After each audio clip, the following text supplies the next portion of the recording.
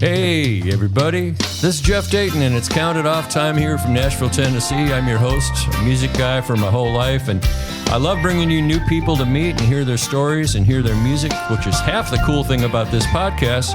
Not only do we meet cool people, we get to hear their music. And I've got a sweet, wonderful artist from Los Angeles today. Her name's Christie Huff. I've known her a long time. And looking forward to talking to her. So, Christie, would you help out and get us started and just say, take it away, Marcia. Take it away, Marcia. Welcome to Count It Off with your host, Jeff Dayton, where we explore the world of music through the eyes of some fascinating guests. So, get tuned up and let's count it off. Here we are, Christie Huff. I'm so excited to be here. Yeah, you might recognize that voice. That's Marcia Ramirez, who I wrote with quite a bit. Okay. And she's done the voice on this show, and we just love Marcia. So she's got a great voice. And you speaking, I'm like, it's so interesting hearing somebody that you talk to many times, but then, in a microphone. It's like, wow, you got a voice for the radio. They say, no, you got a face for radio. A face for radio. Yeah.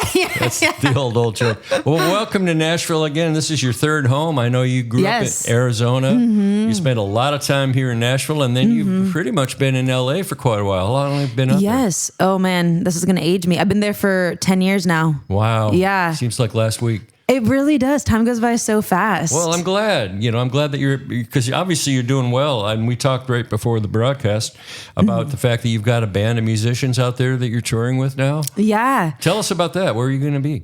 Yeah. Well, I'm super excited. This summer, I will be touring all over the country. My first run, we leave from Nashville next week, and we're playing a festival in Lernerville, Pennsylvania, and then we go to New York City.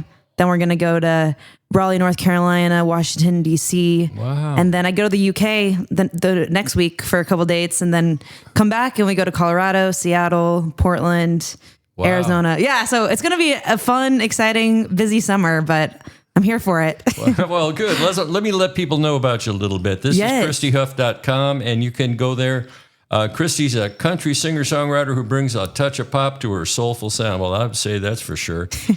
She splits her time between L.A., Arizona, and Nashville, and now she's touring the world. She's currently working on new singles all the time. In fact, I think this might be your latest single. Let's give folks a touch of Christie Huff. Yeah.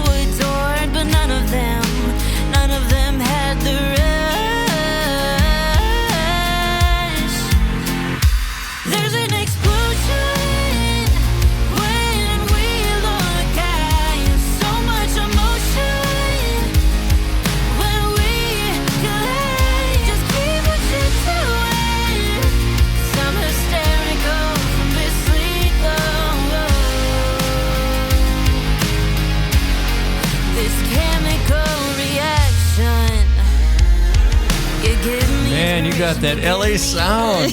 Listen to that. That's amazing, Thank you. Yeah, you've changed a little from Nashville. Yes. I mean, and it's funny because now I feel like I split my time pretty evenly. I've been here for 2 weeks every month since December in Nashville. So I'm trying to split my time.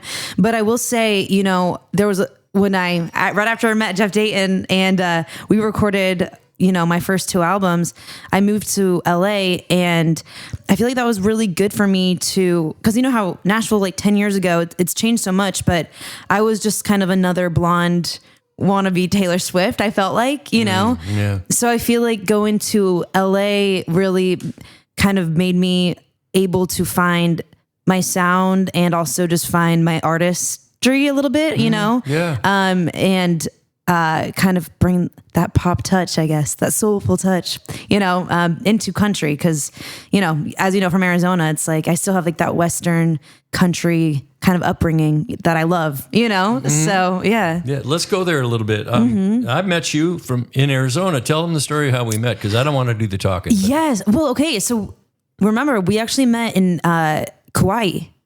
Oh, right. Yes. At the Kauai Music Festival. Yes.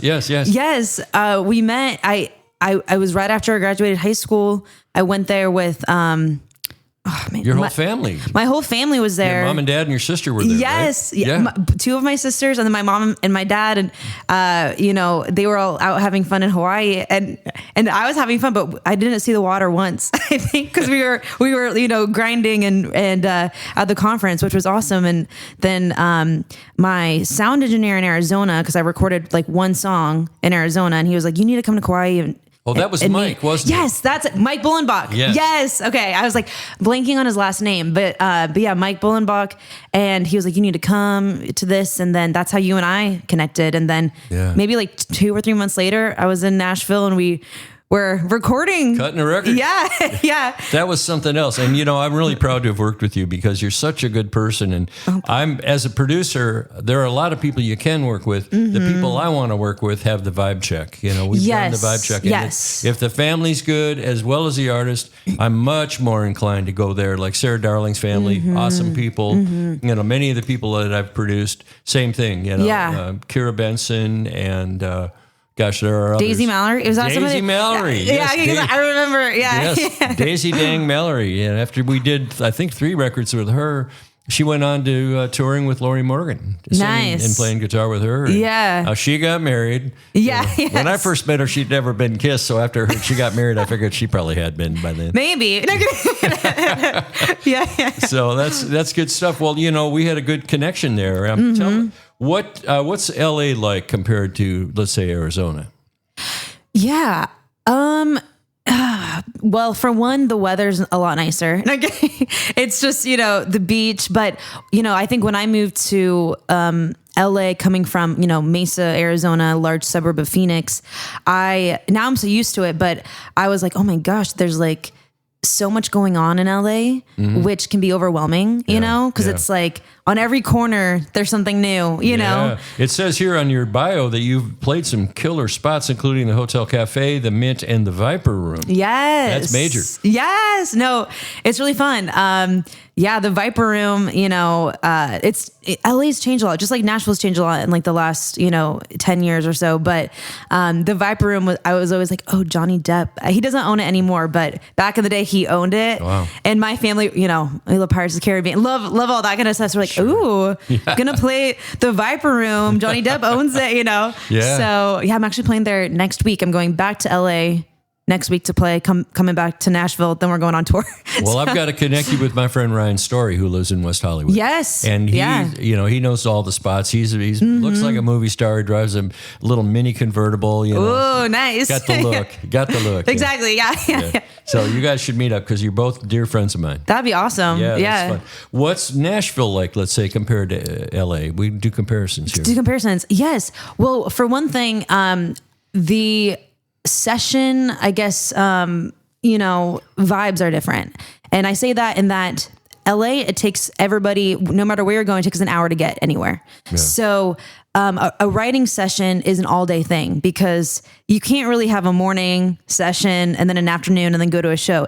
It's just not possible to, you'd be driving 5 hours a day. Yeah. So what's kind of different between here, like Nashville and LA is, Nashville, I book up my schedule to the T whenever I'm here. Back to back. And it's like, okay, I have a 10 a.m. session, then I'll get lunch on my way and then have like a 3 p.m., 2:30 session and then either play around or go out to a round or play around and go out to a round. Exactly. In LA, it's like you go there, you're there all day and you're just kind of vibing and both are great. I like both. And that's why I like to split my time. I kind of find myself, different, you get inspired in different ways with the different settings and the different kind of, way people do things. So I think that's the biggest difference though. Well, describe your take on what Nashville writing sessions are like and how things work? Yes. It's, to me, it seems more, which I appreciate, people, it's like, and I don't want to say this because this kind of gives it a negative connotation maybe, but it's more formulaic, I would say, where it's like, you come in, you, come with ideas usually, usually I'm the artist, but I've just signed a publishing deal and I'm focusing on writing. Rock on, girl. Yes. I'm excited for that. Yeah. But, and I think that's kind of different too. When I'm the artist, I come in with the ideas usually because I want to write for my project and for me. And, whether that's, you always come in with like a guitar, and that's kind of where the basis is here. Whereas in LA, you 9 times out of 10 have a track person, building a track, and that's what that person's doing the whole time. And then it's you and maybe somebody else, writing like the music, like the melody and the lyrics and things like that, Is that what they call a top liner? Top liner, yes. Okay. Yeah. Different language. Exactly. Well, and that's another interesting thing to hear, which I prefer it the way that Nashville does it. If there's 3 people in a room, it's 3 people, and it's three-way split. Yeah. In LA, which honestly, a lot of the people who I collaborate with in LA, we still do like a 50-50 split, but it's more common there to have like a percentage split where it's like, oh, the track person, has like 80%, we'll give the, this person 20, this person 10, whatever it is. Yeah. So, but then to me, I'm like, man, that just adds pressure. Yeah. Well, I've heard people talk about arguing over the split. Yes. That they're like, geez, no, that's not fair because I only did 4 words and you did 40. Yes. It's like keeping track, you know? Yeah. Well, Nashville, what we call it here, word for a third. If you helped out, if you made sandwiches and just voted, you get a third. That's the deal. And I love that way that works. When I work with kids in schools, I have a program called Making Music Nashville Style. That's cool. When we're working on songs, nobody's the star of the group because everybody, the king is the song. Yes. The song is king. And when they chip in, when one girl said, well, I wrote the first verse and I wrote the second verse and I wrote the chorus and I'm working on the bridge, and everybody else is sitting there like they were stuck. It kind of kills the inspiration too, and I said, are you guys feeling bad about getting left out? And they're nodding. Yeah. I said, does anybody else have any ideas? And one little girl said something and I said, that's cool. What do you guys think of that? And they went, yeah, we like that. I said, okay, it goes in. Yeah. And pretty soon it was back to being a group song, so it is word for third and everybody's a team player. And I love that. Even the ones who don't want to contribute get in on it. And that's the all-inclusive way of Nashville. Yes, I love that. Yeah. Did you do much writing growing up in Arizona? Probably not a whole lot, right? So I started writing literally my senior year of high school, and I would write a song like every single day because I started playing guitar, and I say that with air quotes, playing guitar, because the capo is my best friend, even still to this day. But hey, I can write songs and play live, so that's all it takes. Keyboard's always in tune. Yeah, exactly. But no, I started writing songs my senior year of high school, and that's kind of what triggered. Then my family would be like, oh, we should find a place for you here in Arizona to record. And that's where I met Mike Bolenbach, to then where I met you. And then it kind of, started tumbling on from there. All right. Hey, speaking of that, let's get to another of your songs. This is one called Finer Things. Cool vibe already. Thank you. I'm feeling good in my drugstore makeup. Secondhand, but it look like a name brand. All the space that I know I'm gonna take up. Soon I'll get you eating from the palm of my hand. I don't get the top shelf buzz. I don't need your validation. I do it by myself, 'cause I don't need the finer things. I got cheap wine paper rings. I don't need you blowing smoke. I got all my inside jokes. Don't take myself too seriously. I don't need the finer things. Yeah, what a cool track. Thank you. Thank you, Chris. This is Christie Huff from Los Angeles, and we're talking in Nashville on the Count It Off podcast. You know, that's such a common chord progression, but the vibe, with the track makes it happen. Yeah. It really does. I Thank compliment. you. And your vocal production on that is different from the one that was called Chemical Reaction that we heard first. Yes. So I guess the 3 songs that I sent you are all different people, like different collaborators of mine. Yeah. Finer Things. I'm really excited. It was all female. It was Nice. a team, so Haley Bowers and Anna. So yeah, they're awesome. I've done a couple songs with them. I would do more. Yeah, one of my songs, not to brag, but one of them has over 1 million streams with them. Halfway Fell. It was on the Hot Country Spotify playlist. So Ooh, yeah. Shout out to Anna Schulze and Haley Bowers. They're awesome. Way to go. Well, that's so cool. How do you manage your schedule coming and going all the time? I mean, you have to pretty much, don't you? Yes. So, I like to, I'm a kind of person that's like, I feel like, a lot of creatives can kind of be like, oh, I don't like schedules. I like to just have it come. I love schedules and I love, setting things up. So usually what happens, it's like, like I'm here this time and this trip's a little bit different because of CMA Fest. I have less sessions and more, I'm playing shows and going out and networking. Right. This is an important week to be here. Exactly. Yes. Yeah. But usually I'm like, this weekend, for instance, I'll meet a lot of people and then we will follow up and I'll be like, these are my next dates that I'll be here, I need to make a disclaimer that noise in the background is 2 very sad, disappointed puppies who want to be out here playing and begging for attention. I am not harming animals. No animals were harmed in the making of this film. Podcast. So I apologize. There's just no quieter way to do it at this point. Hey, when I first met you, one of the things that impressed me so much about your family, and your mom and dad were both doctors, and I know your mom has passed, and I'm so sad for that because she was wonderful. But what you guys did in their spare time, where they took you girls out and saw the world. Tell us about that part of your life. Yes. So yeah, both my parents are doctors, are and were, and every summer we would go to, volunteering was very important, especially to my mom. I think it's important to my dad, but he more went along with it because my mom, deep and rooted in her soul, she became a doctor to help other people, So every summer we would go with an organization called Global Volunteers, which is actually based in St. Paul, Minnesota. Oh, wow. Yeah, so it's kind of funny.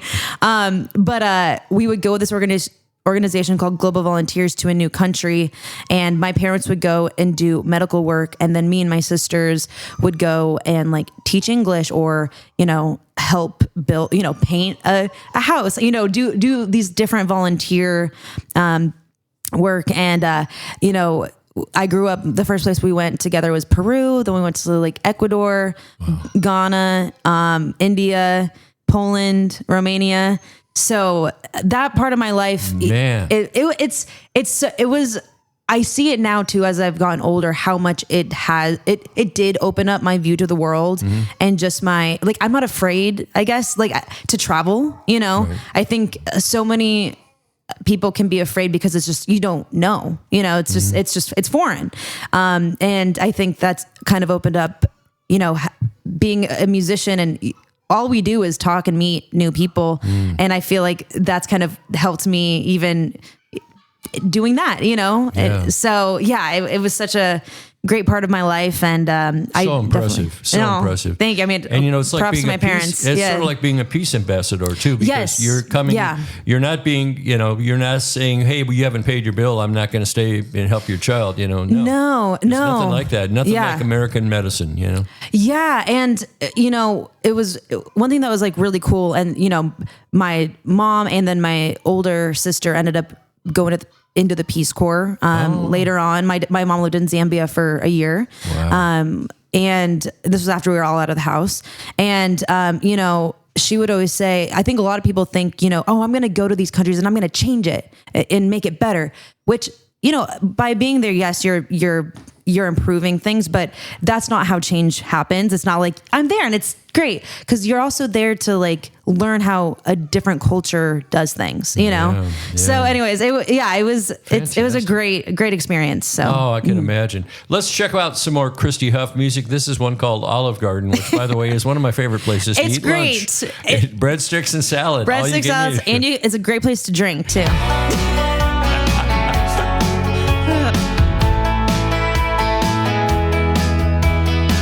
How many broken hearts and nights falling apart before you start thinking you could do better? You tell yourself next time with someone else to spend less time crying, waiting around forever. You repeat the pattern like it's going out of fashion. That's the definition of insane. But every new beginning has got you wishful thinking that this time won't end up the same. And everybody knows somebody let you go. When you're drunk in Olive Garden again, pouring back Chardonnay with your friends, feeding your feelings Tuesday night, bringing that wicked appetite. Just keep on breadsticks coming, hoping love can find someone who's drunk in Olive Garden again.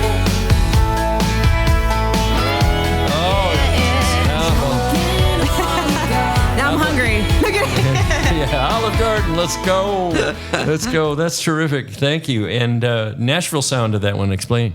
Yeah, this one I wrote and produced with Fred Wilhelm and Pavel. I'm not even going to attempt. Pavel Dolgoruk. Yes. I know him. I'm like, I can't even attempt pronouncing his last name. He's the cellist with the symphony. Yeah, and I used okay. to coach his little boy soccer. No way. Yes, okay, yes. that's so okay. Small world. Yeah, small I world. mean Nashville. He was really drawn into electronic music, and he got signed, I think, at Olay or someone for a while. Yeah. Okay. Great guy. Yeah, he had me they're at the awesome. house, and I was playing a cello. I said, "Which one is this?" He goes, "Don't worry, it's just a German copy. It's only $35,000." Oh my gosh. Yeah. And then he pulled out his concert cello, and it was like $500,000 or something. Man, no, his studio nice is guy. really nice. Yeah. It's really cool. It's like in his house, and his house is down in super Brentwood, nice. right? Yeah. Same house. Yeah. No. Yeah. So that was with them. Small world. They're awesome. Yeah. I loved it. When I was coaching soccer, I met a lot of really cool people and young people. Oh, I'm sure. Yeah. Some people just have that spark in them. And, this little boy was good at soccer, but there have been others that just seemed like they were headed right for, Major League Soccer. Yeah. Wow. And the same with talented people like you. I mean, here you are. You're all these good things. The doors are flying open for you.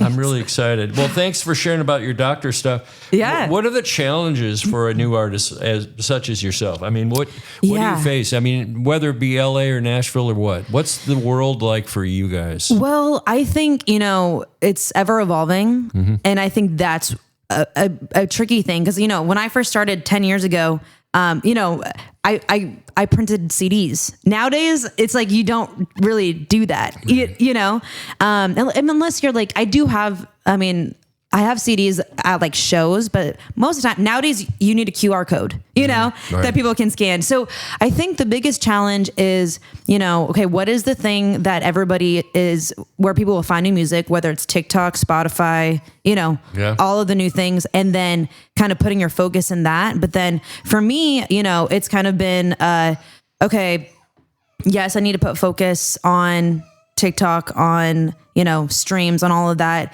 Yeah. It's such an everlasting up and down roller coaster because it's always changing. So then for me, where I'm like, okay, where do I make money and where do I find the most happiness? And for me, that's playing live. I think it's different for everybody. Yeah. So, so many of us still, that's why we got into music, Yeah. We had 3-4 guys in a garage and people were listening going, and we were terrible and they still liked us. Yes. But that joy is irreplaceable. It's irreplaceable. And what's crazy is like nowadays, somebody will go viral on TikTok, producing songs and it'll do really well, but they will have never ever played live. So it's so interesting that I think nowadays in the music industry, and what do I know? I know what I know is what I always say, Right. Yeah. There's a guy that I think might fit into that category. Carrie turned me on to him. His name was Owl City. Do you remember him? I love Owl City. Yes. But I don't think he's a performing artist. I think he just, I don't know either. Yeah. I think, you're right. Well, and I think, that's the thing about this industry, that people who aren't in this industry don't realize that that you can have a career in music and it can look so different for everybody, and you don't have to be Carrie Underwood. I mean, how many Carrie Underwoods are there? Well, and how many more do we need? That's the other thing. Yeah, you know. So, but yeah, I feel like just like the ever evolving music industry is in like kind of keeping, you know, on track of like, okay, what is the thing that's important, you know? For me, the pressure is on to have numbers. And my friend Ryan in LA, you know, the only difference between him and being a major star is numbers. Exactly. Well, when you walk into a label meeting and they say, we don't care what they sound like, what are their numbers? Yeah. And that's really that grates on my system because I don't think that's the thing. And if you think about some songs such as, okay, let's go for an evergreen, Margaritaville was never number one, never a number one record. Yeah. Which might point out the fact that radio doesn't know everything. And labels don't know everything. No. And I think that's what's interesting about today's day and age is that there's so many independent artists that have found success because of, you know, like things like TikTok, or anybody can release a song nowadays. You don't need a label. You don't need that. Yeah, Hans Zimmer said in his thing, a kid with an iPad in the Bronx can make something amazing. Yeah. The tools are there. And even as simple as, you know, of iMovie and using GarageBand and all of that. I mean, if you've got the ideas, there are ways to get it out. Whereas when I was a kid, you had to go buy the record. You had to write down the words. There was no internet. You couldn't borrow music, quote unquote. Well, and a lot of that too, like we were talking, I guess, in between, you know, the song break. In the old days, you had to go into a big studio with musicians. A lot of my husband is, he works for Native Instruments, Isotope, and they're huge. They're great. Oh, but hook a brother up. Exactly. Hey, yeah, I know he can help get the dog sounds out. Kidding. But probably can. He also produces, and he's produced a couple of my songs, and he did that in our house, in our room. You know what I mean? Like you don't need that anymore. Does it make a difference? Yeah, sure. I think like it can still make a difference. But the thing is, it doesn't change what's gonna pop off or not. I don't know what that is. I don't think, you know, like who knows? I'm using Logic on a Mac, and I have a few nice plugins and some UA. I have a nice interface, but my thing is I have a guitar, I have a notebook, and I have a voice. And so my new record is going to be called Songs from the Walnut Room, which is the room where the ducks are imprisoned right now. Where the dogs are crying. Hopefully they're not biting any guitars in there. Yeah. And it'll be a from home album, and That's awesome. I'm probably not going to print any CDs. And just put it out there and let people find it. Yeah. If I pile it high enough, somebody's going to notice. Exactly. You know? Well, and that's what's interesting about today's, and I guess to answer the question that I've already answered that you asked, it's like, what's, you know, as an independent artist, we live in the day and age of like, it's not just like, I'm going to release a 12 a 12 song album and then release another, you know, body of work in 2 years. That's not kind of how it is nowadays. Nowadays, it's like every month, okay, a new song, okay, but then you need to take, you know, videos, but it doesn't need to be a music video because nobody sits and watches, you know, a 4-minute music video. They watch 10-second clips on, you know, TikTok, you know, so it's it's just keeping up with all that stuff too, you know. And they listen on earbuds.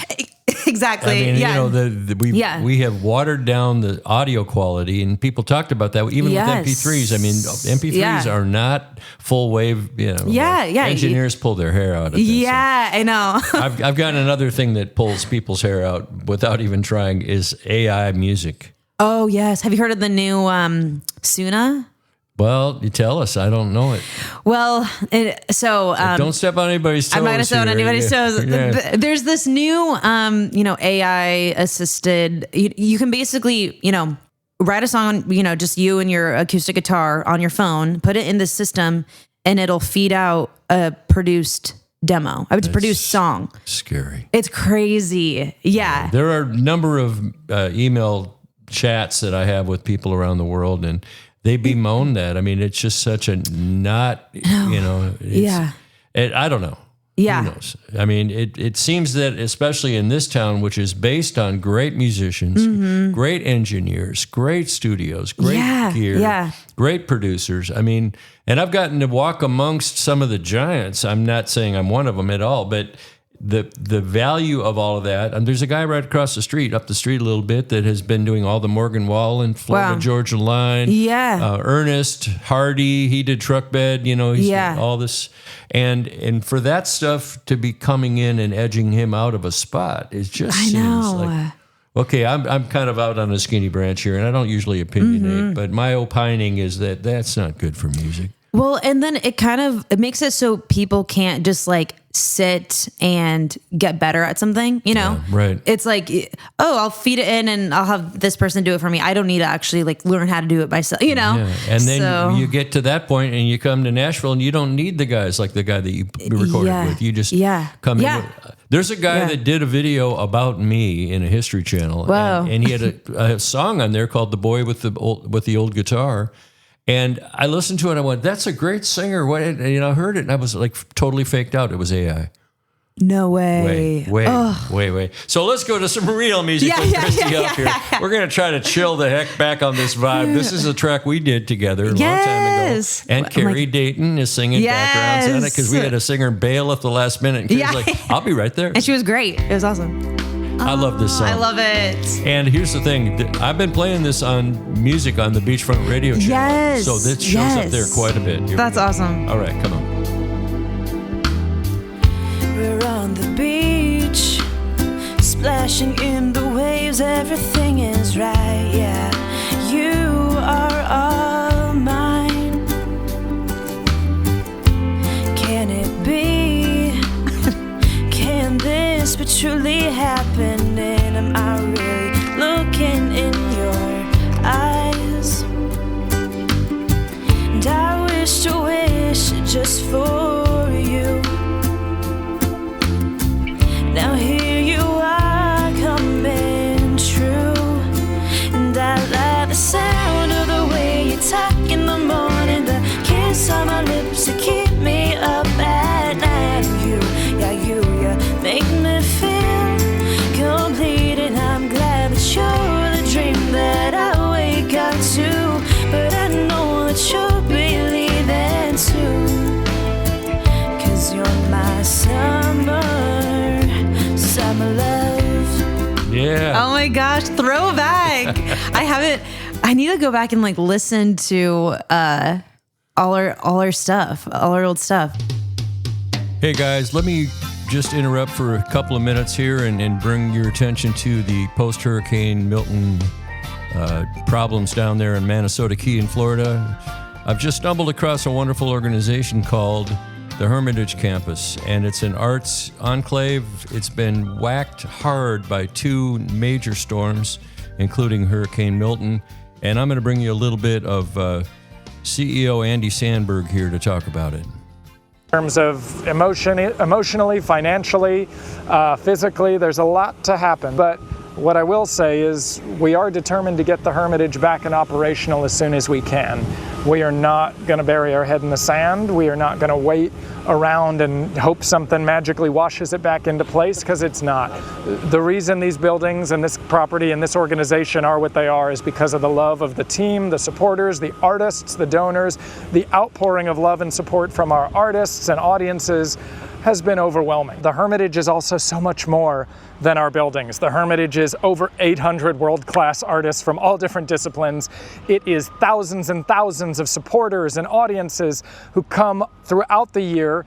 It is a dedicated, hardworking staff, the best board in the world, and it is also changing the landscape of the artistic world. The work made here goes on to impact millions and millions of people, and that's not something we can just let go to waste, so we're gonna figure it out. We're looking at well upwards of $1 million in repairs and restorations, and we got to get to work. So if people want to support or learn more about what's going on, visit our website, hermitageartistretreat.org. And I just want to say thank you. I mean, the outcrying of love and support from neighbors, artists, donors, audiences, people all over the world. I've had people, major arts leaders from different worlds who haven't even been connected to the Hermitage saying, we understand how important this place is. How can we help? People in Sarasota and Manasota Key in our region saying, I've never been there, but I know how special it is. The idea that this place isn't there doing what it's doing is killing me. How do we get... I still play like Country Breakup. That I start every single show with Country Breakup Song. Cool. And then I play Rockstar all the time. Roll the Dice. Roll the Dice. Yes. I've got that queued up for Oh, folks. nice. Yeah. Okay, cool. Yeah. I know, but Summer Love, I'm like, oh, it's funny because I'm like, oh my gosh, yeah, wait, I like it. Once you like release songs, and I even kind of feel like now I listen to songs so much before I release them, and then I release them, and I'm like, okay, like on to the next, Wow. like I don't know why. Yeah, it's sort of like another drive-through window customer. Here we go. Yeah, exactly. Yeah. Well, that's fun. And that's a Nashville production. We did that over at Sound Emporium. Yes. And we cut it in Studio B with our friend David Beyondalillo, engineering. Oh my it there. gosh. Yeah. Yes. He's a great guy, and I still He's hear great. from him on Facebook. Yeah. Yes, I see him on Facebook too. Yeah. And he did a great job on that, and that's James Mitchell on guitar, and I think Mike And all those Mike guys, Johnson so or good. Scotty Sanders. It might have been Mike on that, and we just a great band of Nashville people, and was Jimmy awesome. Carter on bass. And We did 10 songs in like one day, I think. that's the Nashville way. Yeah. Yeah. And then you get a band, you get consistency, and there's yeah. a reason these guys get so much work is they're consistent and they get it, and boom. No, it was amazing. Yeah. And it's crazy because that was like my first introduction into, studio life, like production and anything was recording with you, know, so it was so cool. Well, I hope I steered you right, because it's Oh, for been sure. a pleasure. You're off to Yeah. great things. Can you make it? And let's say if you had to make it on just one category of your music career, songwriting, streaming, or live shows, give me that in descending order. What pays the least of those three things? What pays the least? Yeah, of streaming, songwriting, or live shows. Streaming pays the least. Shows, I would say, pays the most. So songwriting. Songwriting, yeah. And honestly, I say that as a newly, I'm new to having a publishing deal. So, I made more on my publishing deal than, streaming, it's hit or miss, because I have had success with streaming. Like my biggest song has over 3 million streams. Girl. And I wrote that song alone. So Nice. I got all the money, but 3 million gets you what, $1.50? yeah, it's 0.008 Oh my God. per stream, Yeah, Bear that in mind. But then folks, if you when you're at a have live 3 show, people, that's like a... when you're at a live show, fill that tip jar. Exactly. Please. We make more money doing tip jars sometimes. Well, and I mean, again, it's like the connection. Playing shows, it's like I want to like go out and like meet people, and have fun and connect.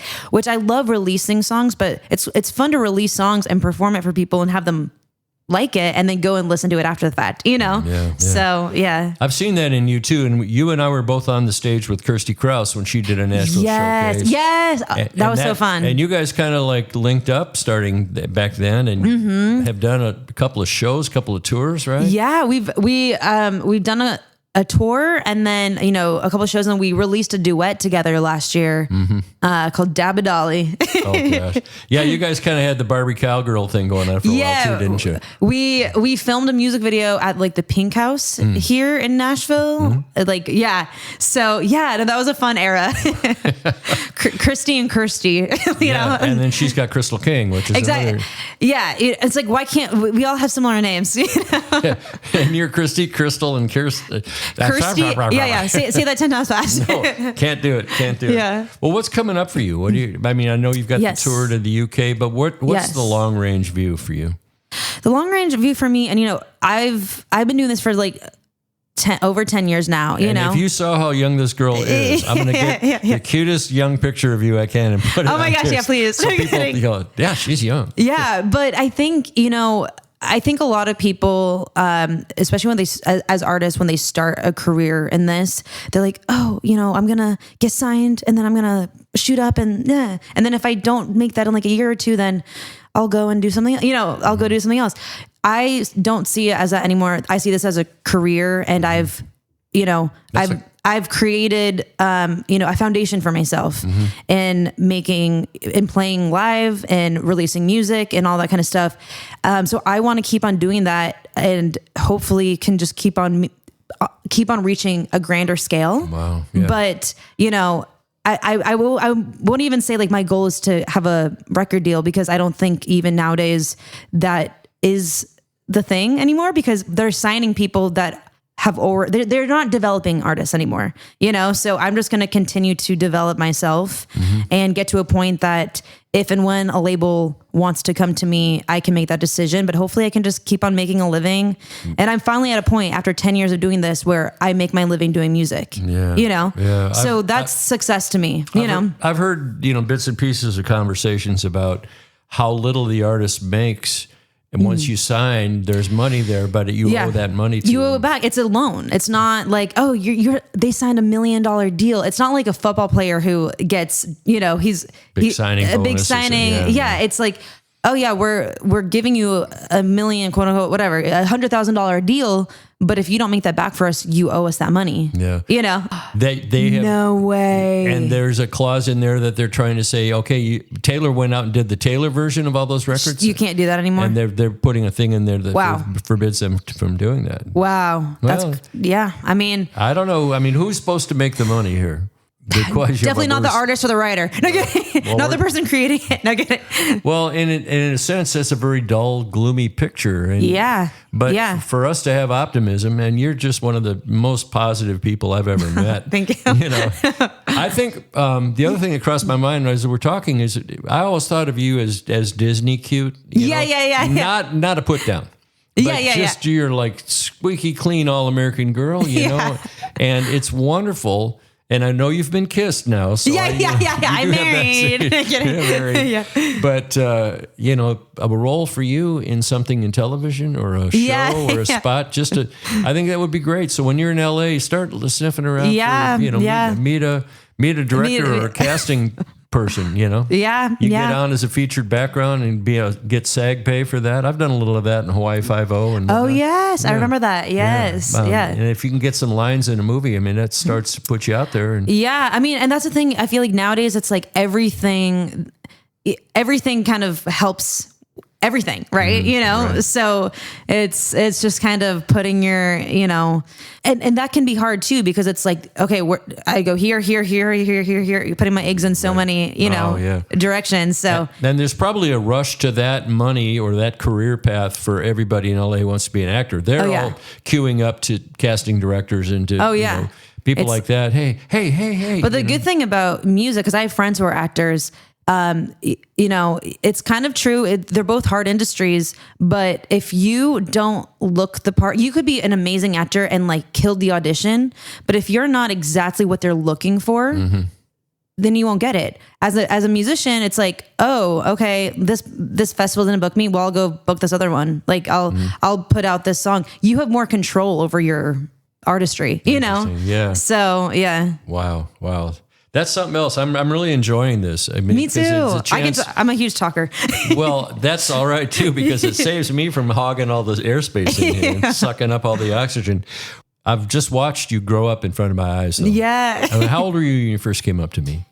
18. 17, 18. Yeah. Right after high school. Daisy was like 15. Wow. Hi, I'm Daisy, and this is my dad. Yeah. And it was that way for years. She's from Arizona too, right? Yeah. Wow. She's from up there in Cave Creek area. That's crazy. Yeah. And a lot of really good people, you know, have been out of Arizona, and I'm proud to have been there for a while. Yeah. But you've just changed and you've matured so much, and I'm hearing it in your voice, and I'm hearing it in your outlook and your experience, and you've got the value of being in probably the two biggest music markets for what we do, pop and country. And if you were a hardcore jazz artist, I might say New York. Yeah, for sure. Or something really out there, maybe London. But, you know, I'm really loving what I'm seeing and hearing from you. And we're going to play another one of these old flashback songs, okay? I can't wait. This is Christie Huff from Los Angeles / Nashville / Arizona. Oh, yes. Another song we did here in Nashville. Yeah, so good. And that's James on guitar. He's so inventive. It's so good. He's such a great guy. I'm tired of keeping score. If love's a game, I want no more. And I thought that I deserved better than this. You come running in with all your lies. Your prickly pear under disguise. You're coming in like you're a thunderstorm. And I can see you, I can see right through. Quit acting like I don't know